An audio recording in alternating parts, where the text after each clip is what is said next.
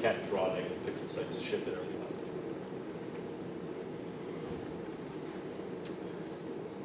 And each column of V prime, or V prime transpose, is the new feature representation of that student.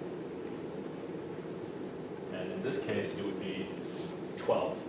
I could summarize every student using 12 numbers instead of 225,000.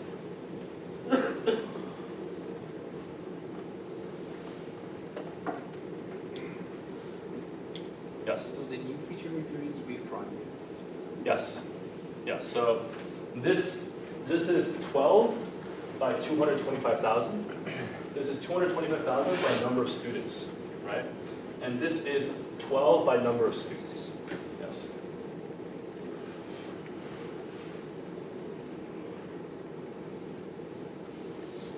And so, we can actually write out the numbers, right? So these are the visualizations of the top 12 U's, and these are the V's for Kathy and Riley for those top 12 U's.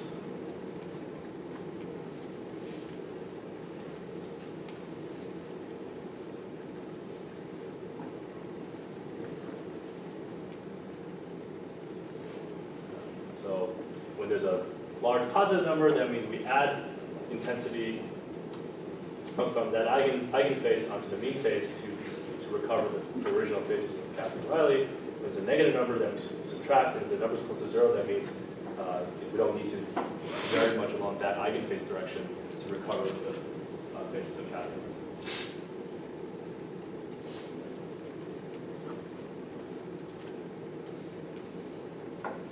Any questions?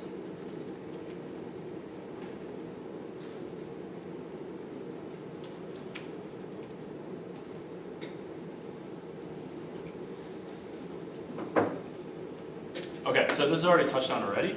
So what are some limitations of eigenfaces and in principal component analysis in general?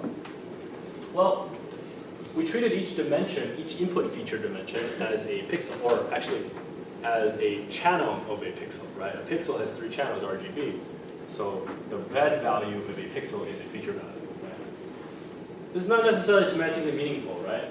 Because if I cropped just a little bit off, I'm still treating the top left corner pixel as the same meaning, essentially. Right? So that's one of the limitations. So, especially when this applies to things like images, treating each pixel as a semantically coherent feature is often not correct, and you have to do a lot of careful cropping to make sure it's approximately correct, which is what I had to do. And squared root constructors error in pixel space is often not meaningful as well. Right? There are things that could look kind of bad in terms of squared root construction, but you can actually recover the meaning of the image. Right? How our minds understand closeness is, in terms of semantic meaning of an image, is not exactly squared root construction error in pixel space. So that's sort of actually a somewhat active research area in general.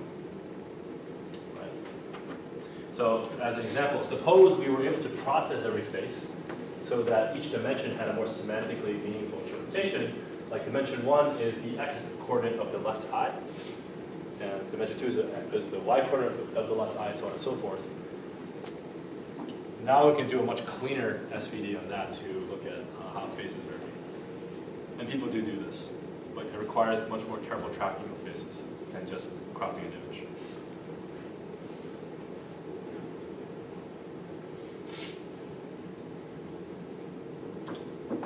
Okay, so just to summarize, we've seen 2 unsupervised learning methods, clustering and PCA, also equivalently SVD. They both, in some sense, reduce the dimensionality of the data representation, and because they reduce the dimensionality of data representation, there's opportunity and usually desire to visualize this reduced dimensional representation to interpret the data in some meaningful way. Right? So for each data point, we store k numbers, and in clustering, it's the cluster membership probabilities. And in dimensional reduction, like SVD and PCA, it's the coefficients in a k-dimensional projection of the data. Right? And even for the case where I did eigenfaces in pixel space, there was still some meaningful information to extract from the low-dimensional projections. But in general, if you want a clean interpretation, you need clean feature inputs. Any questions? Yes? Is there any particular reason to use SVD over PCA? No, they're equivalent. Usually people, usually SVD is more convenient, just as a tool, but they're more or less equivalent. Okay, so for next lecture, we'll be looking at latent factor models and matrix factorization of missing values, also known as the Netflix problem, and there's no recitation today.